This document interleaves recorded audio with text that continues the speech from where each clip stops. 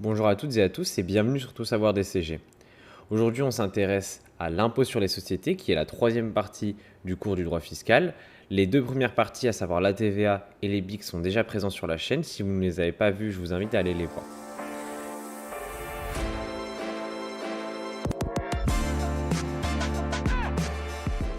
On va décomposer la partie sur l'impôt sur les sociétés en 6 chapitres que je vais vous présenter durant cette vidéo. Premièrement, ce qui nous intéresse, c'est le champ d'application de l'impôt sur les sociétés et l'assiette. Donc voici un tableau qui résume la territorialité de l'IS en France.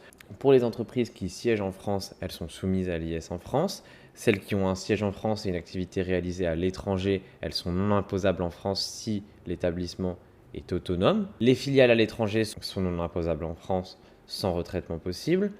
Les succursales étrangères, donc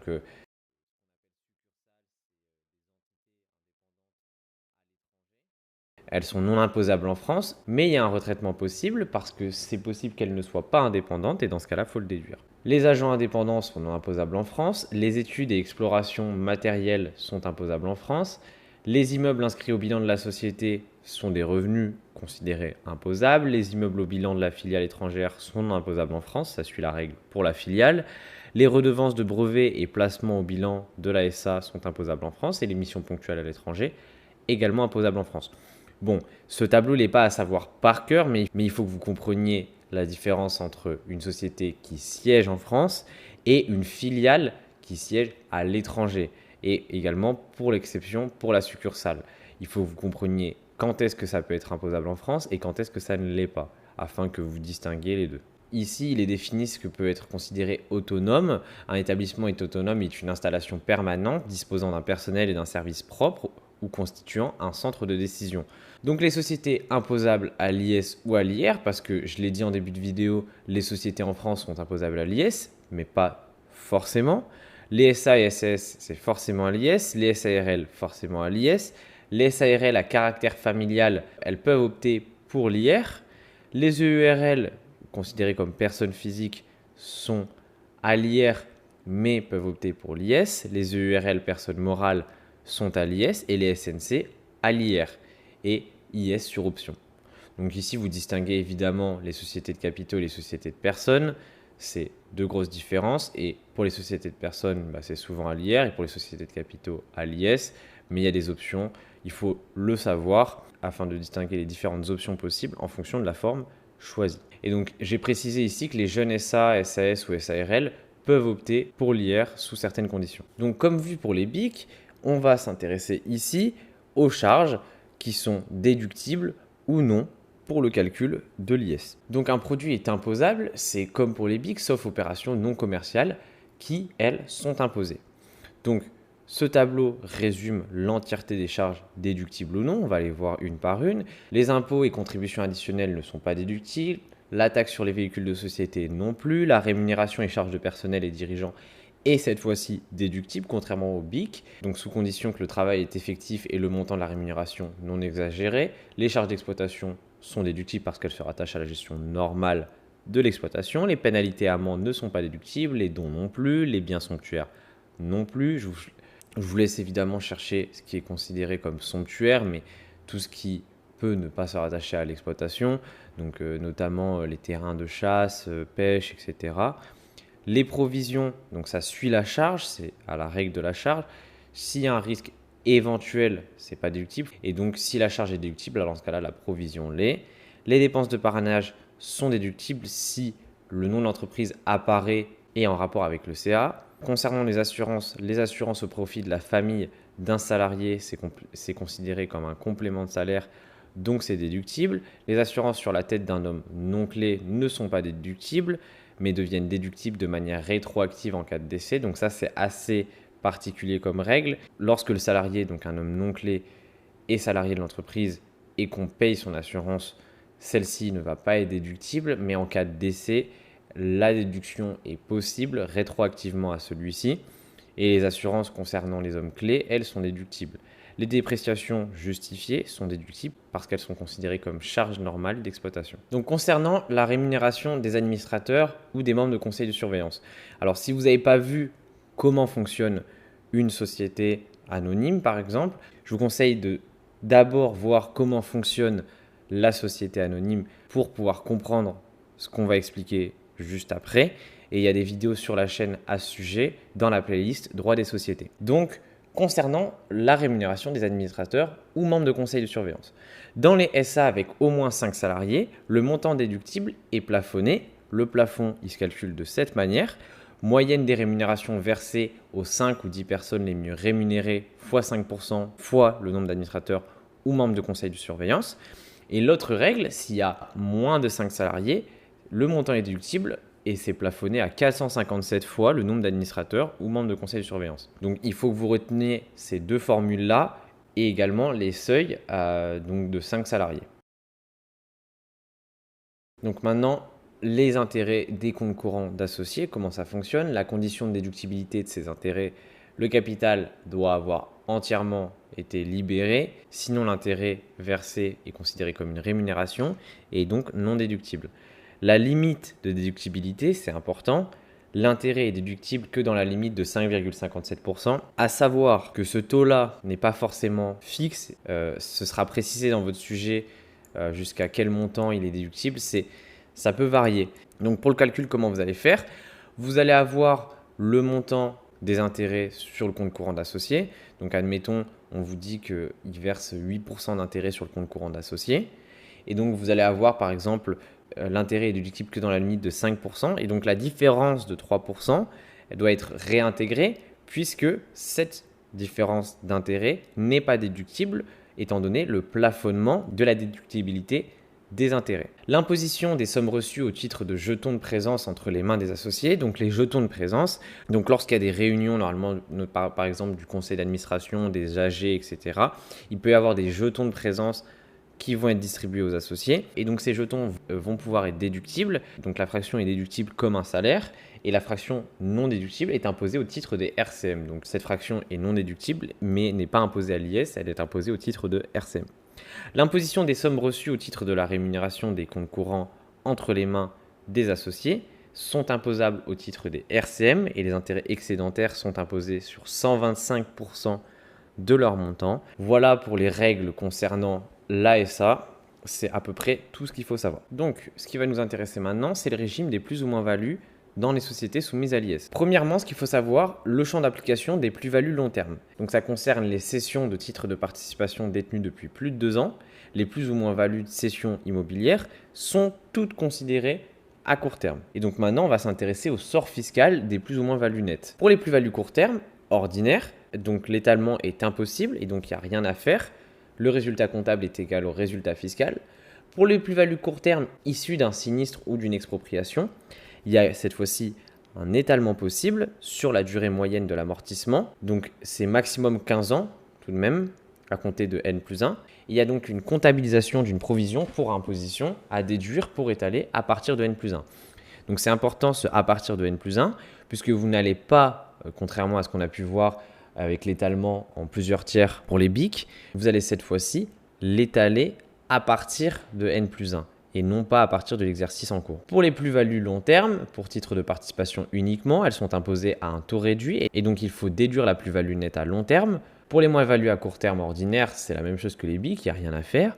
Et pour les moins-values à long terme, c'est la même chose que les BIC, elles sont imputables aux plus-values nettes à long terme sur les 10 exercices et donc il y a une réintégration de la moins-value nette long terme étant donné qu'elle se compense avec les plus-values nettes long terme. Donc concernant le taux réduit des titres de participation, le taux réduit c'est 0%, mais par contre il y a quand même une réintégration d'une quote-part de frais et de charges de 12% de la plus-value brute à long terme sur les cessions de titres de participation.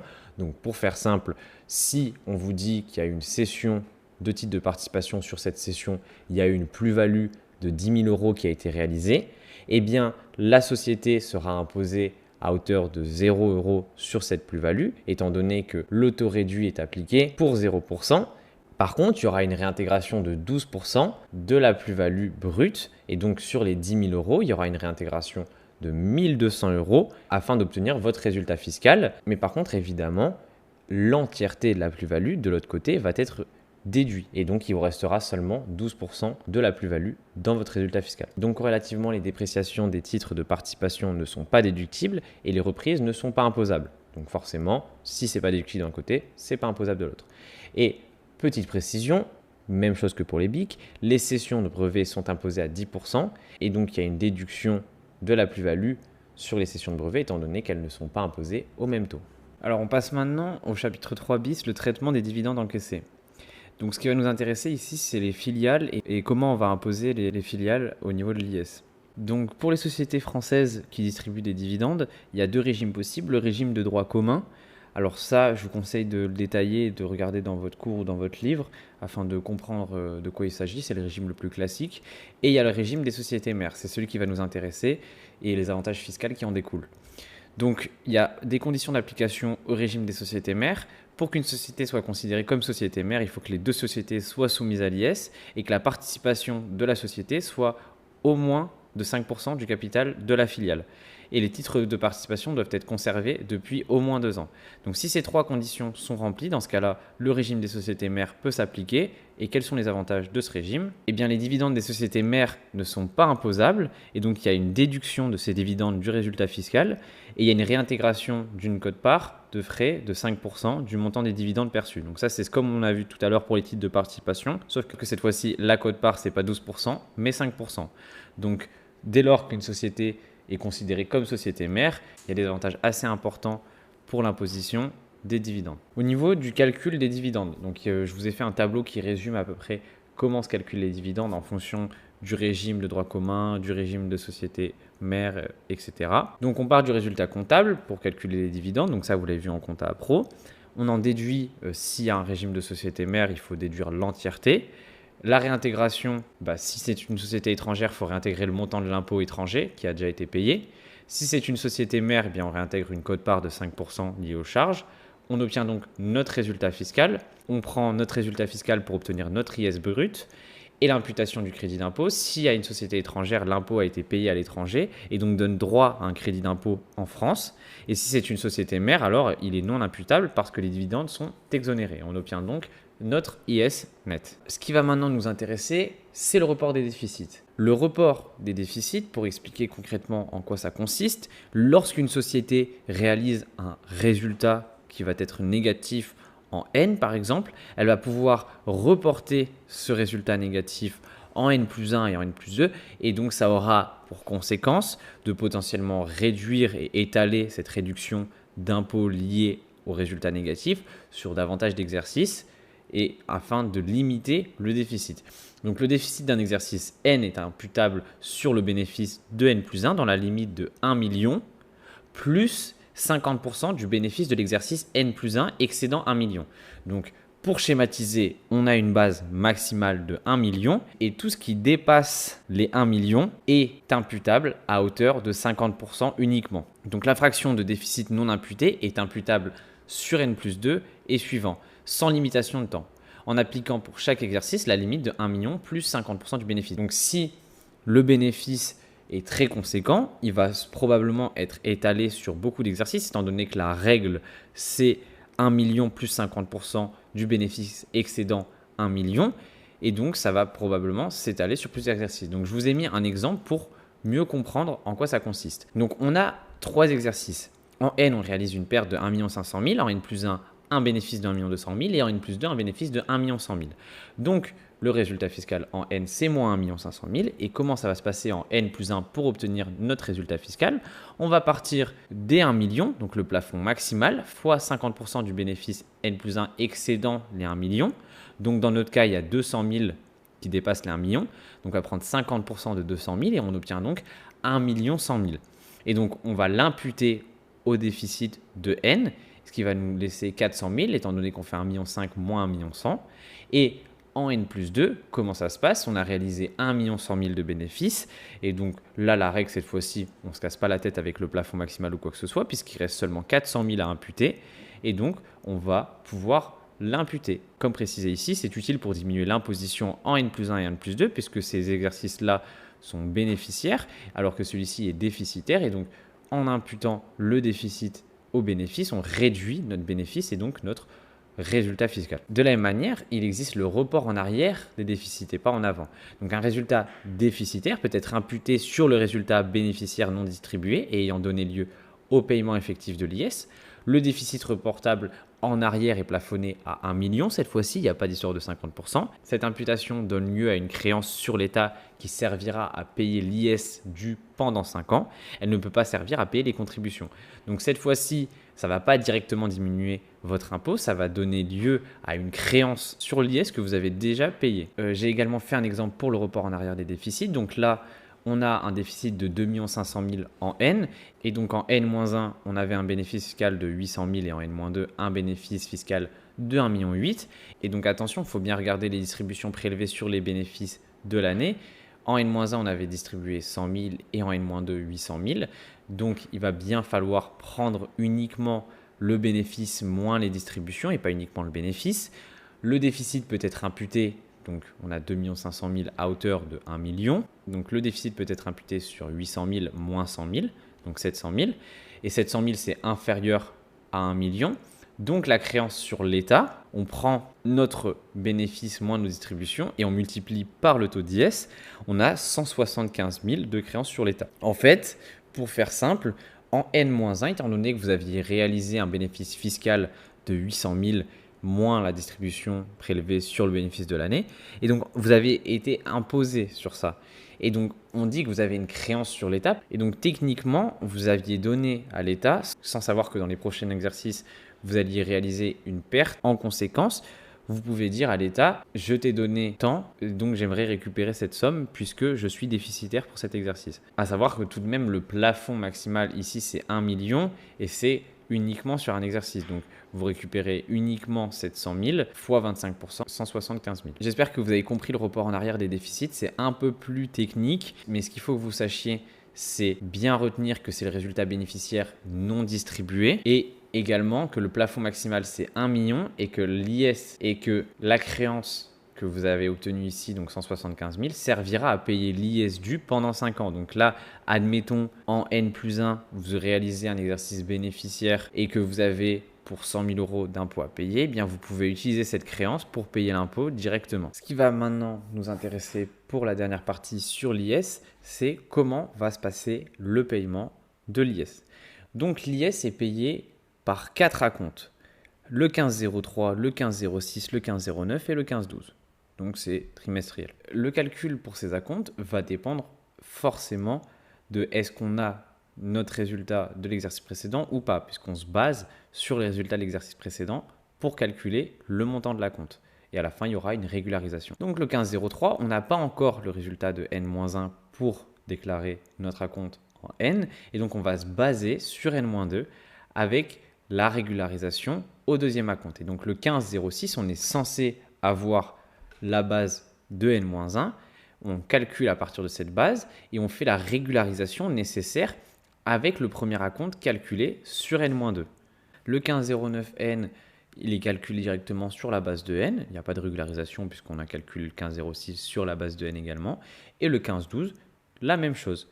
Et tout ça donnera lieu à une régularisation puisqu'on l'a calculé sur la base de l'exercice précédent et forcément, cette régularisation sera à chaque fois décalée d'une année. Donc pour que ce soit plus clair, je vous ai trouvé un exemple. On va prendre le cas d'une entreprise clôturant au 31/12/N. Et donc elle a eu un impôt sur les sociétés en N-2 de 8 000 euros et en N-1 de 12 000 euros. Donc comment on va calculer le premier acompte? Donc le premier acompte va être calculé sur la base de N-2 puisqu'on n'a pas encore la base de N-1. On va forcément faire 25% fois 8 000. Attention, je précise bien que ici, c'est le montant d'impôt payé. Donc, c'est pour ça qu'on fait uniquement 25% fois 8 000 et pas fois un quart en plus, parce que le un quart, il correspond aux 25% ici. Mais donc, il faut bien comprendre que, admettons, là, on avait un résultat de 80 000 euros. On aurait fait 25% fois 80 000 fois un quart pour avoir le montant de la compte. Mais là, comme on a directement le montant de l'impôt payé par la société, on fait directement 25% fois 8 000, donc ce qui correspond à un quart puisqu'on paye 4 acomptes. Le deuxième acompte, comme on l'a dit, le deuxième acompte, il y a une régularisation. Donc vous prenez le montant d'impôt payé en N-1 fois 2 parce que forcément le montant du premier acompte aurait dû être calculé sur la base de N-1 et pas N-2. Et donc vous allez faire 50% fois 12 000, donc c'est comme si vous faisiez 2 quarts fois 12 000. Et forcément ici, les 2000, que vous avez payé, ce n'est pas le bon montant puisque c'est sur la base de N-2. Et donc, vous allez soustraire les 2000 ici pour faire une régularisation du montant réellement dû en se basant sur N-1, ce qui vous donne 4000. Et le troisième et quatrième acompte, c'est classique, c'est sur N-1, donc 25%, fois 12 000 directement. Et donc ensuite, vous faites la somme de tous les acomptes, ce qui donne lieu ici à un montant de 12 000 euros. Si vous n'avez pas compris avec cet exemple, je vous conseille de vous exercer, notamment par des exemples où vous avez directement le résultat fiscal de l'entreprise par lequel vous devez appliquer le taux d'imposition. On va donc maintenant passer à la contribution sociale sur les bénéfices. Donc, pour calculer la contribution sociale, il faut partir de la base de l'IS auto normal plus l'IS auto réduit moins 763 000. Donc, pour l'IS auto réduit, j'ai précisé ici que l'IS auto réduit correspond à 15%. Donc, le taux d'IS réduit, en fait, c'est un taux pour les sociétés soumises à l'IS qui est réduit à hauteur de 15% plutôt que 25%, mais c'est dans la limite de 42 500 euros. C'est pour les petites entreprises, pour les aider. Donc vous prenez l'IS auto normal plus l'IS auto réduit moins 763 000 et le taux des contributions sociales sur les bénéfices c'est 3,3%. Et ils sont payés en même temps que l'IS sous forme de 4 acomptes, sauf que cette fois-ci, vous allez appliquer un taux de 3,3%, mais c'est toujours la même chose, c'est un quart, un quart, un quart, et ça marche de la même manière avec des régularisations, à savoir que les contributions sociales sur les bénéfices, les PME en sont exonérées. Donc je vous ai donné ici les conditions des PME au sens communautaire, un CA inférieur à 10 millions, un capital entièrement délibéré et un capital détenu de façon continue à plus de 75% par des personnes physiques. Et je vous ai mis ici des exemples de calcul, donc ça fait assez peur vu comme ça, mais pour faire simple, par exemple, on a une entreprise ici qui en N-2 a fait un résultat fiscal de 28 000 euros et donc comme précisé ici, l'IS auto-réduit s'applique à hauteur de 42 500. Donc ici, les premiers 28 000 euros bénéficient de l'IS auto-réduit. Donc vous faites un quart fois 15% fois 28 000 pour le premier acompte. Et ensuite, le deuxième acompte, vous avez le résultat fiscal de N-1. Et donc ça va donner lieu à une régularisation. Un quart fois 15% fois 42 500. Puisque tout de même, sur le 68 000, donc le résultat fiscal de N-1, il y a 42 500 qui sont soumis à un taux réduit et pas à 25%.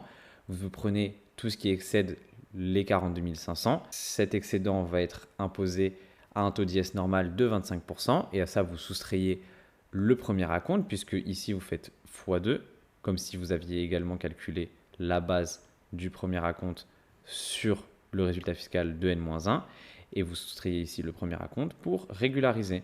Et pour les acomptes suivants, c'est classique. Vous vous basez sur N-1, toujours avec l'histoire de taux d'IS réduit. Donc pour résumer sur cette partie sur l'IS, il est important de connaître ce qui est déductible ou non. Il est important de connaître comment fonctionne le paiement de l'IS. Et il est important également de connaître les différentes sociétés qui y sont soumises ou non et les particularités générales de l'IS.